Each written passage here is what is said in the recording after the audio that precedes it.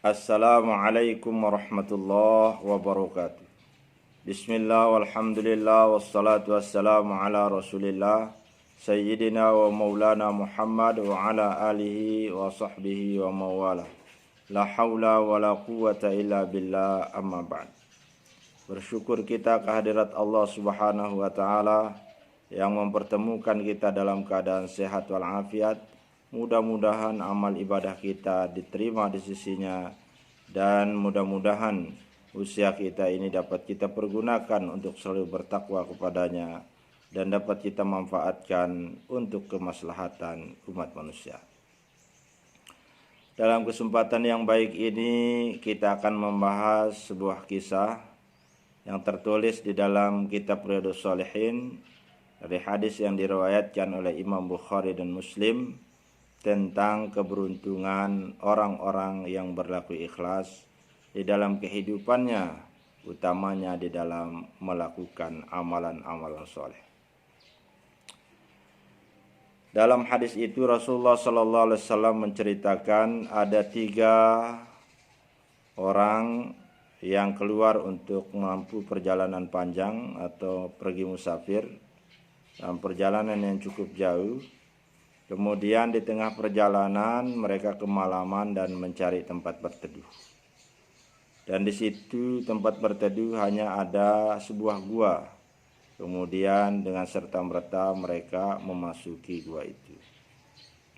Tiba-tiba ketika mereka beristirahat di dalam gua itu, maka terjatuhlah batu besar yang menutupi mulut guanya.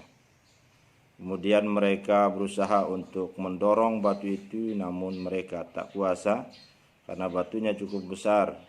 Kemudian mereka meminta tolong, tidak ada satupun orang yang mendengar atau yang mampu menolong mereka. Lalu mereka berpikir dan bermusyawarah, sehingga mereka bersepakat memutuskan agar mereka berdoa dengan menggunakan wasilah doa keikhlasannya tentang amal soleh yang pernah mereka lakukan masing-masing. Kemudian orang yang pertama dia berdoa, ya Allah, dulu aku mempunyai kedua orang tua yang sudah tua. Kemudian mereka aku perlakukan dengan baik, aku berbakti kepadanya. Kemudian setiap malam aku selalu memberikan mereka minum susu kambing. Dan sebelum keluargaku, sebelum diriku meminum susu itu, maka terlebih dahulu aku menjamu kedua orang tuaku. Namun satu saat aku pergi mencari kayu bakar, kemudian terlambat pulang. Setelah aku pulang dan menuju ke rumah orang tuaku, kudapatkan mereka sudah tertidur pulas. Lalu mangkok susu yang kubawa itu aku pegang, jangan-jangan mereka akan terbangun sebentar lagi. Namun apa yang terjadi, ternyata mereka bangunnya sampai pagi. Sehingga mangkok itu terus aku pegang dan aku tidak tidur semalaman karena aku khawatir kalau mereka bangun. Maka ya Allah, kalau memang amalanku itu adalah amalan yang ikhlas hanya mencari keridhaan-Mu, maka geserlah batu yang menutupi lubang gua kami ini. Kemudian batu itu tergeser hanya sedikit saja. Lalu mereka meminta sahabatnya yang kedua untuk berdoa. Yang kedua ini berdoa, ya Allah, dulu aku punya sepupu perempuan, anak dari pamanku. Dia adalah seorang wanita yang cantik jelita. Aku berhasrat kepadanya untuk menawarkan cinta, lalu dia menolakku. Kemudian satu hari dia sangat membutuhkan uang, maka datanglah dia meminta bantuan kepadaku. Lalu kuberikan uang 120 dinar, 120 keping emas, dengan satu syarat agar dia mau tidur bersamaku untuk melakukan perzinahan. Tapi karena terpaksa, maka sepupuku itu menyetujui apa yang menjadi persyaratanku. Tiba-tiba ketika kami akan berzina, lalu dia berkata, Ittaqillah, bertakwalah kamu kepada Allah. Takutlah engkau kepada Allah. Jangan kau pecahkan cincin ini kecuali dengan cara yang halal. Maka mendengar kata itu, aku terkaget. Kemudian aku segera untuk mengurungkan niat. Lalu aku membiarkan dia pergi membawa uang itu tanpa harus kuberikan syarat apapun. Ya Allah, kalau memang apa yang kulakukan itu adalah betul-betul ikhlas karenamu, karena mencari keridhaan-Mu, maka geserlah batu yang menutupi lubang gua kami ini. Maka kemudian batu itu tergeser sedikit lagi. Namun mereka belum bisa keluar dari dalam gua. Kemudian giliran yang ketiga dia berdoa, ya Allah, dulu aku mempunyai banyak pekerja. Setiap pekerjaku aku berikan upah. Lalu ada seorang di antara pekerjaku itu yang dia tidak mengambil upahnya, kemudian dia pergi begitu saja.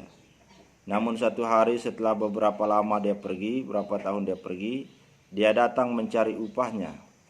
Kemudian upahnya telah kupergunakan untuk berusaha. Kemudian dia berkembang menjadi banyak sapi, banyak kambing, dan banyak unta.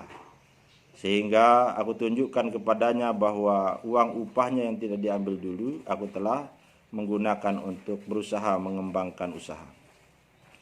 Lalu aku serahkan semua apa yang kusahakan dengan uangnya dia itu kepadanya. Dan dia bawa hasil usahaku itu semuanya tanpa dia tinggalkan sepeser pun. Maka kalau apa yang kulakukan itu ya Allah adalah ikhlas karena hanya mengharapkan keridhaan-Mu, tidak mengharapkan upah dunia, maka geserlah batu yang menutupi lubang gua kami itu. Maka seketika batu yang menutupi gua itu tergeser semuanya. Maka kemudian mereka keluar. Apa pelajaran yang dapat kita ambil dari kisah ini? Yang pertama, bahwa sekecil apapun keikhlasan yang kita lakukan di dalam beramal, insya Allah dia pasti akan bermanfaat di dunia dan apalagi di akhirat. Di dunia saja dia bermanfaat, terlebih-lebih lagi nanti di akhirat. Bermanfaat untuk apa? Bisa jadi untuk menghilangkan musibah dari kita, untuk menghilangkan penyakit dari kita, atau menghilangkan rasa resah, gelisah yang ada di hati kita. Kemudian yang kedua, pelajaran yang dapat kita ambil dari kisah ini adalah bahwa amalan ikhlas itu dia bertingkat-tingkat sesuai dengan kadar berat atau tidaknya amalan itu. Maka kalau kita lihat dari yang pertama berdoa, itu kalau kita lihat secara kasat mata bahwa amalannya itu sungguh besar. Amalannya itu luar biasa, amalannya itu sangat berat. Tetapi dalam pandangan Allah itu belum apa-apa dibandingkan dengan jasa orang tuanya. Dia hanya memegang mangkok itu satu malam penuh, dia tidak tidur. Tapi bagaimana dengan jasa ibunya yang telah mengandungnya 9 bulan 10 hari, kemudian yang telah menyusuinya 2 tahun berturut-turut, dan kemudian bagaimana ibunya menggendong kalau dia bangun di tengah malam, kemudian ibunya, orang tuanya bangun di tengah malam, bapaknya mencari nafkah banting tulang siang malam. Nah, maka dibandingkan dengan kebaikan dia, tidak ada apa-apanya. Apa yang dia berikan lebih kecil daripada apa yang diterima dari orang tuanya. Tetapi Allah tidak melihat kecil besarnya itu, yang dia lihat adalah niat ikhlasnya, yang itu hanya dia mencari keridhaan Allah Subhanahu wa ta'ala. Tetapi kalau dia memberi kecil, mengharapkan imbalan yang besar, dengan tanpa mengharapkan ridha Allah Subhanahu wa ta'ala, hanya mengharapkan imbalan dunia, maka itulah yang dilarang di dalam Al-Quran oleh Allah Subhanahu wa ta'ala, wala tamnun tastakthir. Jangan kau memberikan sesuatu dan mengharapkan imbalan yang lebih besar. Kemudian orang kedua yang berdoa itu, dia derajat keikhlasannya masih berada satu tingkat derajat daripada dibandingkan derajat keikhlasan tahap pertama. Dia telah memberikan uang yang begitu besar. 120 dinar itu tidaklah kecil. Tetapi dia selain mengharapkan ridha Allah Subhanahu wa taala, masih terselip sedikit harapan di sana. Apa harapannya? Karena ada perkataan dari sepupunya itu, jangan kau pecahkan cincin ini kecuali dengan cara yang halal. Maksudnya, kau bisa menikahi aku kalau engkau menginginkan diriku. Jangan melakukan dengan cara berzina. Artinya di hatinya masih ada bahwa suatu saat nanti dengan bantuan yang dia berikan, walaupun dia hanya mengharapkan doa Allah, tetapi masih ada harapan dunia bahwa dia akan menikahi sepupunya itu. Kemudian orang yang ketiga yang berdoa ini yang betul-betul murni, ikhlas, tidak ada pengharapan dunianya sama sekali. Tidak ada imbalan sama sekali dari orang yang dibantunya. Bayangkan dia telah mengembangkan usaha itu menjadi kambing, menjadi sapi, menjadi unta. Kemudian setelah berkembang lalu diberikan kepada pemiliknya dan tidak diberikan upah sedikit pun. Tetapi dia ikhlas. Entah kemana dia bawa harta itu dia tidak tahu. Dan tidak ada jaminan sedikit pun untuk dia dapatkan balasan di dunia. Tetapi dia hanya memurnikan hatinya untuk mendapatkan balasan di akhirat. Maka itulah yang diceritakan derajat ikhlas yang paling utama adalah derajat ikhlas yang seperti dilakukan oleh orang yang ketiga ini.